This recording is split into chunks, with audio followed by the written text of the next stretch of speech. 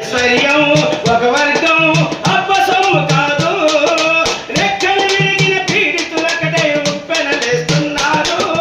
రెక్కలు విరిగిన పీడితులకటే ఉప్పెనలేస్తున్నారు. దోపిడి రుచులను మరిగిన దొరలను కూర్చుకపోతున్నారు. కదిలింది అరుణ సైన్యం, బెదిరింది చీకటి రాజ్యం. ఈ చీకటి రాజ్యం, చీకటి రాజ్యం. కులమని మతమని కిల్లు తీసుకొని మనసుల నెడది